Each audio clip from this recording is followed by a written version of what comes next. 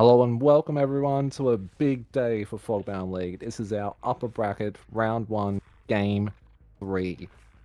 Pretty big names coming in for this match tonight. We have 2Savage versus Bleedout with some pretty exciting sets tonight with Race on DDS as we're seeing now, Dredge on Midwich, and Oni on Coal Tower 1.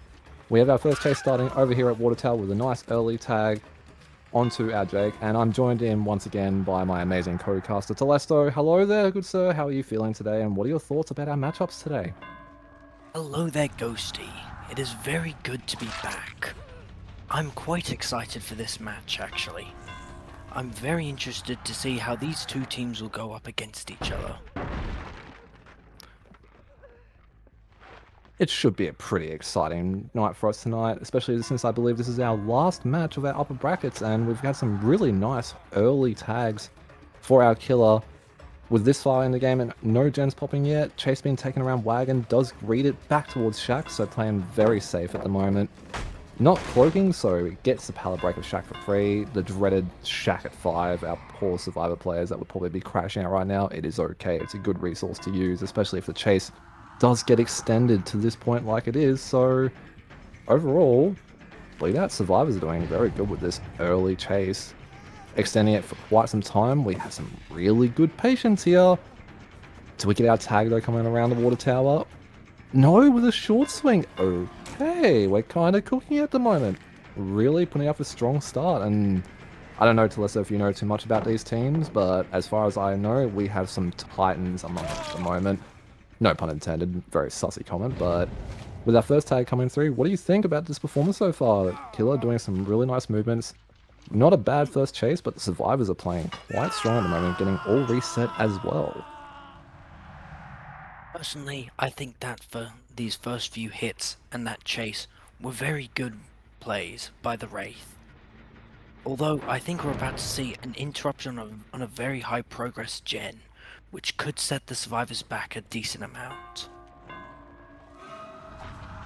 Definitely not a generator that I believe Bleedout would be wanting to have found and interrupted at this point in time. Still being at 5 gens, but we have a lot of resources still up. Main building with Wraith being perkless, a very, very strong resource. No bamboozle to be able to block windows, which makes the main a very nice and comfortable resource. Good usage so far out of our pallets. Winning the 50-50 on the front of main pallet. Very well played by our Kate as she takes it back into the front main window. Not been able to make too much more, so it looks like we might be getting our tag here shortly. We do, up along the 11th side of main. Seems like we've had a bit of a missed skill check or something in the background. I'm wondering if that might have been a reset happening, which it looks like our Wraith is hot on his heels towards that. We have found a Claudette, who is one of our healthy survivors, so doing pretty good with these resets, with another also having a gen pop in the background, which is good to see. And looking at our HUD, we do have another gen that looks to be popping very momentarily, so first stage for 2 gens. This is looking a pretty tight game so far. What do you think the win results will be for this set, Telesto, especially after finding a reset here and getting it down onto Jake? All things considered, I think this Wraith has been applying very good pressure, and I think they still could be able to win this back. Potentially, if we manage to see more gen defense in later stages, it might be very salvageable.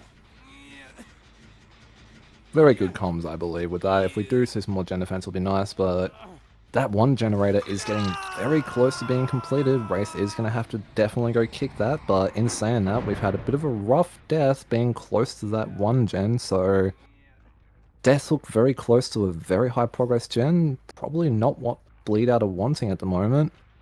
But I think overall this has been a pretty good start for both sides. Race chases have been going pretty well. We've caught out our Kate, the other injured survivor. So hopefully they'll be able to cook a little bit here and buy some time so that we can hopefully get, as we see, Jake off of that hook, which is really nice. But Wraith is straight back over there. Wants to get our poor Jake out of this game as soon as possible. Make it a 3v1 as quickly as they can. But we do have another gen. This ace going off the HUD has been cranking all of these motors. And with main building being done as well, this loop is very safe to be able to play, and if this Jake can have a good chase, we may actually see it being a one-gen situation with 4 survivors being up still. I'm very interested to see how this next chase will go, especially considering how much this ace has been cranking generators. And a big body block hit to extend the chase. Do we see the Wraith leave? We do not. Oh, maybe he does? He I does think he's indeed. getting concerned about his motors. They have been cranking at the moment, but Kate's caught off guard a little bit around the Very water tower and goes down, which is actually, I think, a really good pick for the Wraith. This is our second fresh hook, so our secondary win condition is being improved. We do see that our Jake did get reset though, which is very huge for Bleedout. The Tunnel Out now has that extra health state in case he gets caught out again. I'm wondering if it might make our race play more aggressive for stages now that his Tunnel Out, as it seems, has been forgone, unless we can get a very quick chase onto Jake. But as seen before, Ace has been cranking these motors, but came in for a really, really nice body block, allowing Jake to slip away and both get reset. So I'm thinking we could still potentially see a 4K here, but at the same time, with the amount of progress we have on the water tower gen, unless they hard guard this generator and this hook, we might see another gen potentially pop. But in saying that, I've just realized we've got a nasty 3 gen around water tower. We've got 3 water tower and mid street. That is a scary 3 gen to have for our race with the hooks. Literally might as well be smack bang in the middle of it as well. So what are your thoughts, Celeste, on the performance so far? I do find it very interesting at this current moment that we don't have any survivors even touching generators, especially considering that they appear to be camping. Oh, as I say that, we have survivors touching generators. It appears that the HUD does not seem to be working in our favor. Caster's Curse seems to be striking us again, Celeste. It was a pain in the butt last night, but we get through it. So we did have a double up on main gem, which is really good to try and build up its progress so that they have both water tower and that's mid street gem with progress. So as much as it did mean that I believe Kate unfortunately went to second, it has allowed them to build up some good pressure on the main street and still having Gallows, water tower at high progress, which is still a good position to be in. If Ace can have a relatively good chase here, unfortunately gets a tag on the little shack, it might lead to main actually popping, especially if they keep playing aggressive for doubling up that main street gen. And it would not surprise me if we potentially see Jake come in for some hit takes for our Ace, since if Jake dies, that is a lot more comfortable than Ace being hooked, as he will be our 3rd fresh hook of the game, but unfortunately does not win that 50. We do see a reset on Kate in the background as well. This could prove to be very useful in potentially setting up a 3-man save. Very much so. They definitely want these health states, with Ace unfortunately being put in the basement. Not the most comfortable place to be in, meaning that race can... Oh, in saying that though, they do get that main street gen pop, so now it's a decision. Do they forego the extra 2 stages on Ace, or do they try and get him out? Kate coming in, I don't know if we want to be taking that hit early on, but it might be just to buy a little bit of time while the gates get worked, because they definitely want to have one of the gates prepped for that eventual save onto Ace. I'm going to make a small prediction that they're probably going to be looking at that water tower gate, as it probably would be the easier one to get to if they do manage to get Ace out of the basement, but I'm hoping to see Kate get reset very soon, because they definitely want all 3 survivors to be full health for this attempted basement save, as if Ace dies, that is an additional 3 stages on the board. Do you think, Telesto, that they're going to get Ace out, or do you think that our poor Ace is going to be dead in the basement? And ironically, I was just about to think that this Claudette was actually stealthing for the save. Although now, after seeing her pop that gate and seeing the reset, I'm not too sure they'll be able to do it. But of course, Caster's Curse again. We see them come in for the save. Oh but no! Ace does it second. And Kate it was did Kate. too! Right in between the two. that's not the worst results, because Jake still does have his health state, and Ace does have a bit of endurance at the moment, so Jake might be able to help Ace with some hit taste get out of the trial, as at this point, the results would all be the same no matter which one of these remaining survivors get hooked. But I would like to mention, Claudette didn't leave the trial. She's still hanging around for something. Oh, Jake, I don't think we want to be getting caught out down here. Ooh, we didn't see a pickup, which I find very interesting. I thought that hit take would be purposeful, to make sure that the killer is further away, so that they can secure that heal, but I guess I assumed wrong. I feel like we're probably going to be seeing Kate get hooked into basement, and that would secure one final stage, and the other three hopefully getting out of this trial. Ace has been reset in the background. We see Jake heading towards that water tower gate, so at least Ace will be able to take a hit from if needed, but as we can see, they managed to get the escapes. But unfortunately, those really good body blocks by our killer to prevent Ace from not going, or prevent Ace from being unhooked before going second, secured an extra 2 stages overall onto the board. Very unfortunate to see, but honestly, very good results for a perkless race set. Definitely set the tone for our match tonight with these Titans teams we have tonight, and I'm excited to see how our second race game goes, but also with the rest of the matches. Do you have any thoughts about how that match went, Celeste, or any input you want to give? Not much from me. Personally, I think 7 stages and 3 fresh is very good. We'll see how they manage to fare in the next game, though. Definitely a comfortable win condition.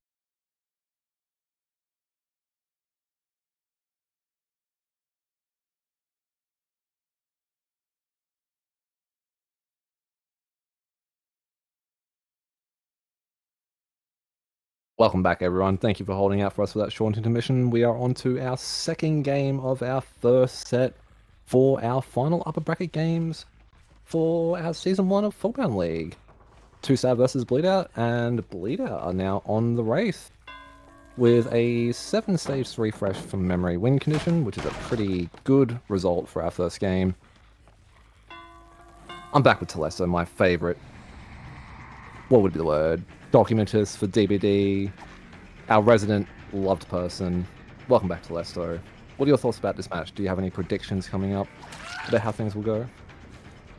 I'm very interested to see what is going to happen, considering that our win condition is 7 stages and 3 fresh. I'm wondering whether our survivors will be able to hold out, or if our killers will manage to catch up. Definitely will be good to see. I think I might have been a little bit wrong that that was a result from the last game. It might be 8 stays, 3 fresh, but we do get a very quick tag onto Claudette, so we do have a very nice starting chase, but our HUD seems to be back online again. Thank you, HUD. We do have 3 generators being worked at the moment, 3 very high progress motors, so the Survivor side's off to a really strong start at the moment, and with Chase being dropped on Claudette, back onto Ace now. If Ace can hold out for a bit longer, we're going to have 2 gens popping very, very quickly in this match, which is a very strong start for 2Sav. Unfortunate miss on the swing onto Ace, but it looks like we win a 50 over down at 8, so we're going to get back into the map. We did spot another survivor over by Gallows as well, so we have an idea roughly of where 2 survivors are. Ace has been tagged over near this and is now playing, heading over to Water Tower. Do we get a body block? No, we don't make it there in time, but we do have that Water Tower pallet allowing us to make it into our 4 tile. So Ace may be able to hold out this chase for potentially our 3rd generator popping very shortly. Kate is almost done working on that motor. Telesto, I'm getting a bit worried at the moment. This has been some really strong gen pressure and some good chases for 3 generators and no hook stages coming in. I think our killer player might be a little bit behind in the run. But what do you think? Do you reckon we can make a comeback here? The match isn't over yet. Honestly, considering how everything's going right now, I don't have much confidence in our Wraith. Especially considering this Ace has been managing to hold this loop for so long. Or chase. Whoops. Very good value off of this chase right here. And we still have some really good resources to use. These mid filler pallets may not seem overly the best, but the fact that we can connect it into windows, like this 2-tile window, just makes it that little bit better. We still do have 2 filler pallets as well. This one over here at 1, and then we have the mid street 2 filler as well. This ace has been holding up there and very well.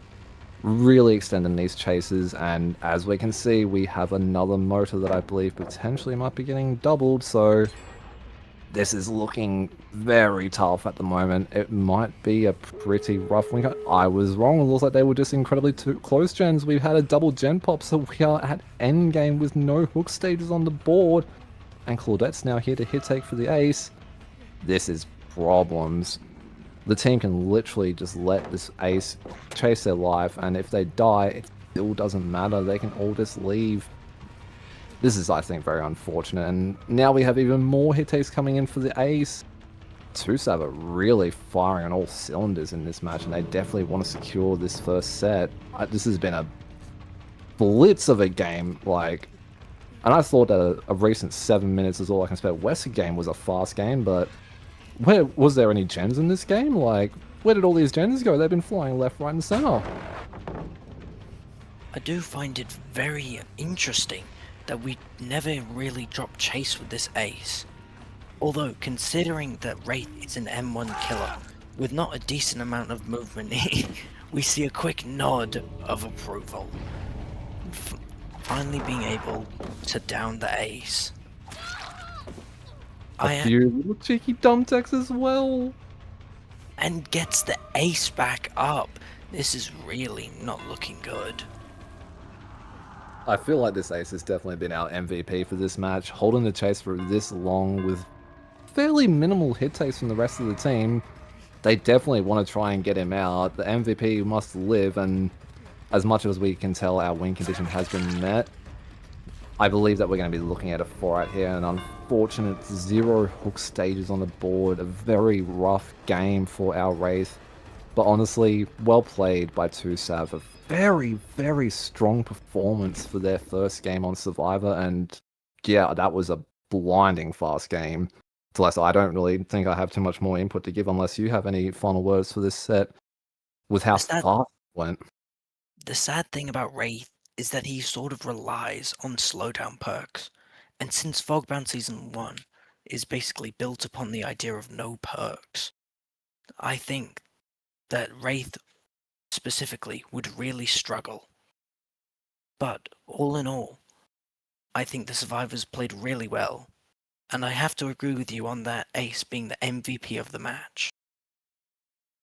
That Ace's performance was incredible, really bought all that time, and their gen splits were really good. Might as well have said that they were picking up gens and throwing them left, right, and center with how fast they were being completed, and in the end, the MVP managed to escape, so Bleedout will have to show what they're made of in our next set, which will be Dredge, which I do know from my knowledge of this team is one of their stronger sets, so I'm very keen to see how perkless Dredge goes in a competitive setting. It will be on Midwich, is home field turf, so with that, please stick with us. We're going to go into a very short intermission while we set up our next set. We'll be back very momentarily for Bleedout Dredge Killer first.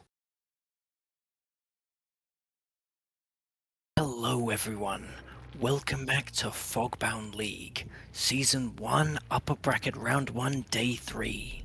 We have Dredge, one of my personal favourite killers on Midwich, played by Bleedout. I'm once again joined by my Pookie Princess, Ghosty. Ghosty, what do you think of tonight's match? Thank you for having me, Telesto. That race set was pretty crazy. I don't think any of us expected that sort of a result from our second game, so JD's probably feeling a little bit of pressure, as we know Dredge is a killer that does need their add-ons and perks, otherwise he's a pretty weak killer, but this is one of JD's strength killers, so we'll have to see how things play out here, with 11 being chased here at the start. My callouts for this map are dreadful, I will say that well in advance, so I'm not going to be much support there, but we're down by, I think that's 6 gate, but looks like we're going to be dropping chase on 11, traveling around, checking on our generators. Midwich is Dredge's home field though, so plenty of lockers to be able to TP to. Good amount of mobility. We see some locks are coming through. One of the most annoying things as a Dredge player to have to deal with, but at least we won't see too many because they are a limited resource. So hopefully 2Sav don't go too crazy with the locks, otherwise we won't have any for the late game, but we saw how good their gen efficiency was in our race set and their chase potential was very strong, so we'll have to see how our first down goes. We do have our first gen popping and the HUD is showing we do have some other motors with some pretty high progress, so hopefully we'll be getting it down pretty soon because we definitely need to win this next game, otherwise 2Sav will be taking our set and moving up to winners bracket, and Bleedout will be joining our other upper bracket members that didn't make it through to the losers bracket. So what do you think, Telesto? Dredge with no perks, no add-ons. Yes, it's on his home field map essentially, but these chases are taking a while and we haven't even got our first tag for Nightfall yet. As a Dredge enjoyer myself, personally, I think add-ons are very important for managing the Dredge's power and being able to consistently have Nightfall uptime. However, I do also think that Dredge can be played very efficiently even without add-ons, with his ability to move around the map. Especially in such a tight map like Midwich, we could definitely see some very good jump scares on some survivors. I doubt we'd see any grabs though, which, I'll be honest, kind of disappoints me a little bit. But I still think Dredge could be able to pull this through. It's definitely going to be a hard-fought battle for JD. This killer not having any add-ons, as you mentioned, is still doable, but against with the two teams we have, these are very experienced teams, so it's going to be very tough. We do get our first tag onto Nia with 2 gens remaining, and one of these gens that the Ace is working on is very high progress at the moment, but we will be entering our first Nightfall momentarily, so this is JD's time to shine. If he can get some slugs happening, get some downs happening, take advantage of the fact that Dredge has very fast mobility with Nightfall, hopefully we'll be able to get some stages onto the board. And if we don't get the greatest results, hopefully Bleedout can perform well on Survivor. And we can see we have 2 gens popping now, and Backy is over in the background working on another gen with high progress, so it's looking a little bit rough at the moment, but come on JD, you can do this. Red is one of your main killers, and we've seen you perform on him before, so lock in some. We need to get at least a couple of stages on the board. We don't want to have no stages again. We definitely want to see some hooks happening, and it's so unfortunate that a few of these lockers that we've TP'd to have been locked, slowing JD down. It does look like, though, we might be getting it down onto Claudette here in a moment. The greaves on these pallets have been very crazy to see. We do get out down though, so it looks like we might be getting out at least a hook stage on the board, which is awesome to see. If we can camp this out, that'll at least be 3 stages on the board, as it looks like Backy will be popping our 5th generator of the trial. These have been insanely quick gens to work, but in saying that, JD doesn't have too much to work with. As much as this killer is on his home field, it is tough being so restricted on this killer, even with the fact that he does have a good amount of mobility. Nothing to really support him. It does look like Silly is on a gate at the moment, so with Claudette being unhooked, we might be looking at a 1-stage game, which is very tough to see, but it goes to show that even restricted and against a very strong team, our players tonight are doing what they can. If we got that hit onto 11, that would have been amazing as well, but it looks like we might be getting another 4 out. Claudette has been healed in the background, so I think that may secure a 4 out, but still well played by JD on a very tough set. And yeah, it looks like we're going to be entering our second game with only 1 stage on the board, so only 2 hooks needed to take the set, and if 2Savage do win the match. What were your thoughts on that match, Teleso? That was a very strong performance by 2Sav, and JD did what he could with the killer, but it does seem like a very hard match to win. I do feel very bad for Bleedout's Dredge. JD, although being a Dredge main, struggled a lot in considering chases, although he did have very good gen pressure near the mid game. Personally, I do feel like... Oh, I forget who it was. I believe it was Claudette's hit takes were very good in extending chases. But that's it from me. We'll have a short intermission before beginning our next round, where 2Sav will be going up against Bleedout. We hope you stick around and enjoy. Hello, gamers. Welcome back to Fogbound League Season 1. We once again have Dredge on Midwich, with 2Savage playing as Killer going up against Bleedout Survivors. I'm once again joined by Ghosty, and before anything even happens, we see a grab. Such an early hook. What do you think about this, Ghosty? Hello, Delesto. I'm in shock. That was a super unfortunate lock moment, as I remember you saying in our previous game, we were most likely not going to be seeing any grabs, but as we see, our tie condition has been met with an unfortunate lock, I think that was, so this is not Gweno for Bleedout with such a rough win condition to have and to immediately be getting grabbed from a locker. That was a really good start for 2Savage, and that might honestly seal the deal with, unfortunately, Kate going down. It seems like Sam has decided that he's not going to hook straight away, but in saying that, there's not really a lot of pressure. JD did what he could in such a restricted manner, really tried to make the most of things, but 2Savage's gen efficiency was incredible, and the amount of greaves they did on pallets was really, really strong, and just drew out these chases to the point where we're only getting one stage on the board, and as we're seeing, we have 2 Slugged and Enlightened has been picked, and I think will be our second stage on the board, which will officially mean that 2Savage will be taking our map set, unfortunately. I do know that you were looking forward to an Oni game tonight, but 2Savage have just been firing on all cylinders. They definitely wanted to take this win, and yeah, with that unfortunate grab from the locker right at the start, it went downhill for Bleedout. I feel very bad for him, but it was going to be a tough match for them to try and win. It looks like we are transitioning our chase over towards JD, our killer from last match, showing that he knows how to play against Dredge as well, being very greedy with the pallets. Still playing our Loopy, which is nice to see. An unfortunate miss on the swing through the pallet, and it just goes to show that if you can be patient with pallets, you can really buy a lot of time, but it gets a little bit scary when we have Remnant Mind Games, and our Nightfall has also kicked in much sooner in the trial than in the previous game. What do you think for results for Bleedout for this one, Telesto? What do we think we're looking at with such a crazy start to this second game? Considering the gap between this Dredge and the previous teams, I'm worried that it might be an even bigger gap in generators and stages. We might potentially see at least a 3k here.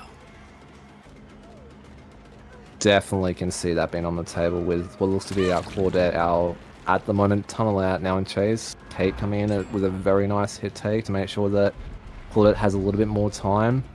Looks like we're trying for a little bit of Remnant Mind Games here. Claudette holding a really nice check spot. Jake looks like they were coming in to try and give some support for Claudette to try and get out of this area, but Claudette is still stuck in this area of the map. It's super tough, and Enlightened just has to try and buy as much time as they can. Allow Bleedout to try and get some more generators done. Does win that Remnant 50 Mind Game, which was really nice. Pallet is going to go down, so we might have some time here bought. Good fake by Enlightened as well to buy some more time with that Pallet. We commit to the vault now. Holding patience. We vault over, and we do get hit. Unfortunately, Enlightened will be probably leaving our trial with that down, and yeah, as we know, our win condition has been met with that unfortunate locker grab at the start into our second hook. We do have our third gen popping though, so Bleedout have been still getting these gens working, but it was such a tough win con for them to hit. 2 stages on the board. I think that literally you would have to play perfectly without a single mistake, and I think it was a very nice prediction from Sen on which locker to TP to at the start. It basically just locked in the game for him, meaning that that grab secured him tie condition instantly. Ooh, and a big miss there. And a stun as well. Not what I was expecting, but considering that he's already met tie condition and win, I think it's safe to say that he's playing just for fun. Very much so, and Kate, our Orlando, has been downed again. Back onto the floor they go.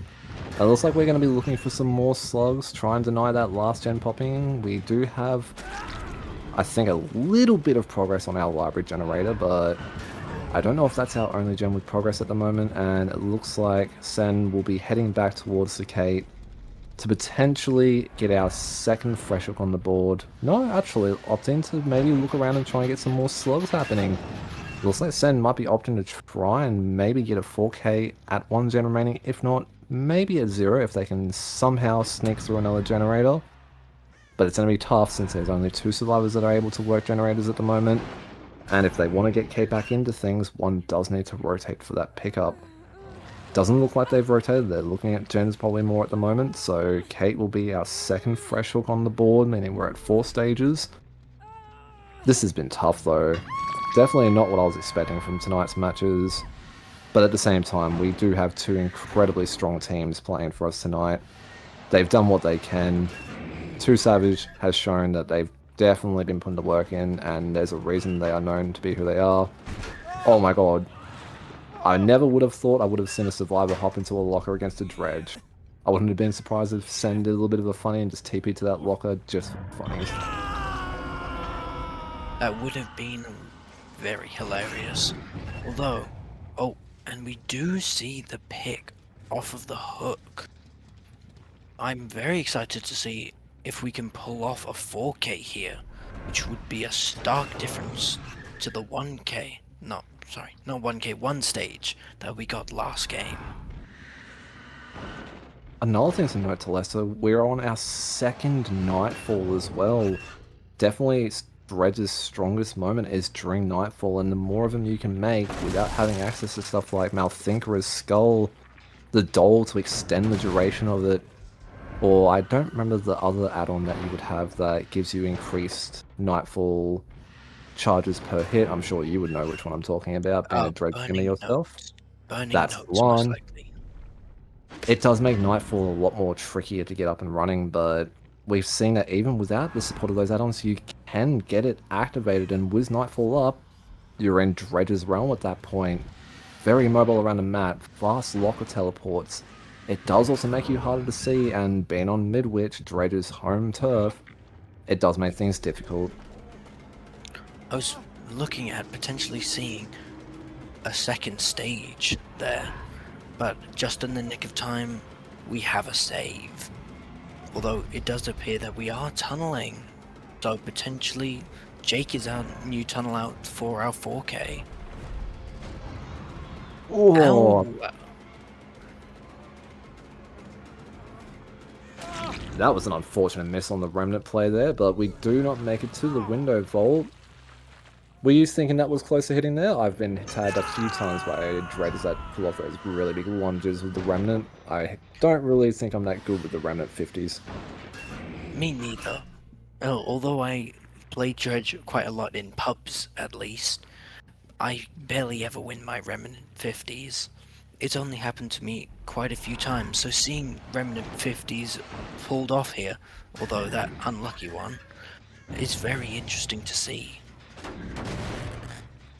And it does look like our library topside generator is the one that Bleedout are looking to work at the moment.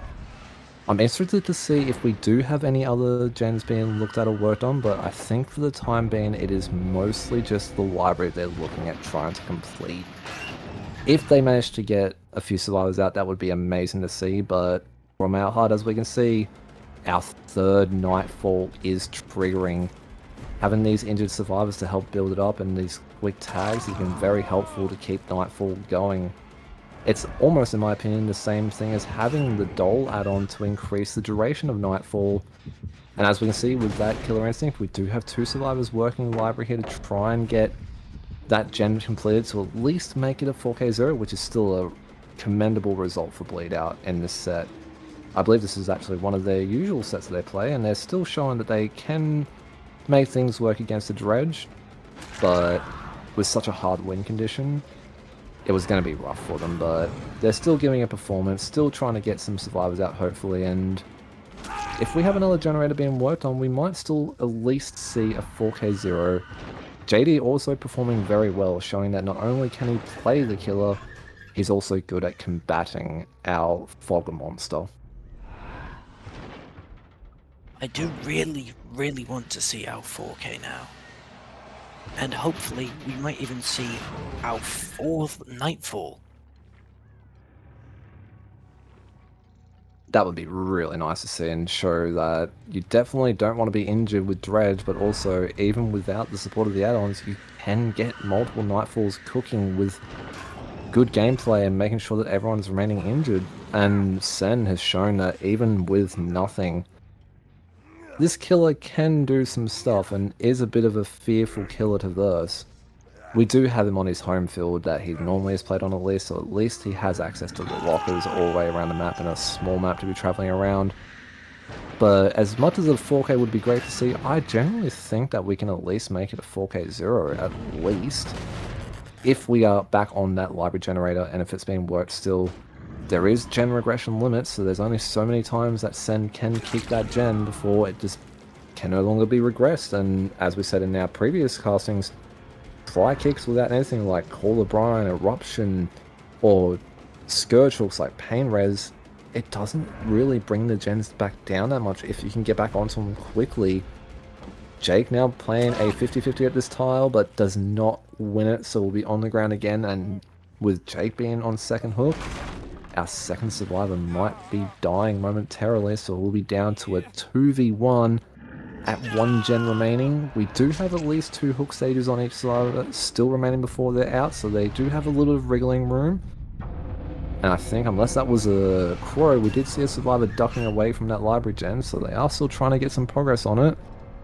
But I think the 4K might be happening. Quite honestly, I don't have much else to say. Oh, but we do see our, I believe, 5th Nightfall coming in. Very, very impressive with no add-ons. Ironically, me myself, I hate playing Midwich. I just personally don't find it good, even on anything like Wraith, Dredge. I don't find the map enjoyable. And much like as you stated at the beginning, my clock callouts for this map are pretty abysmal. I definitely wouldn't say it's the easiest map to use clock callouts on. You have the 2 separate floors, an indoor style map. As much as it's obviously a square shaped map, so it's not the worst, unless you've got a good amount of practice on this map, it isn't the easiest to get your calls right on, especially with limited ways to like identify exactly which side of the map you're on. But as a Ghostface player myself, I do agree that out of all the indoor maps, this definitely isn't my personal favorite. I still love Larry's over everything, but in saying that, it does look like you've gotten your wish, Telesto. We do see Kate going down, which means that 2Sav have secured a 4K with 1 generator remaining. It was good to see that we had the music room generator working as well, so they had library and the music room, but as we know, unfortunately, the win condition was met much earlier on in the match. JD did what he could with such a restricted killer, and with that, 2Savage will be taking our match tonight of Bleedout versus 2Sav, and we'll be moving on in winner's bracket, but Bleedout aren't out of it yet. They will be able to continue their journey in the loser's bracket. Do you have any final words for us, Telesto? Because apart from that, I think it was just unfortunate that JD did what he could, but was only able to put up a 1 stage for his game, and honestly, that early locker grab, that was devastating.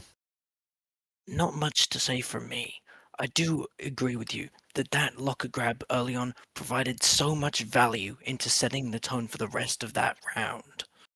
But, as you just said, we will see, I believe, 2Savage move on to the winners bracket. So, in saying that, thank you everyone for watching, and we will see you next time on Fogbound League.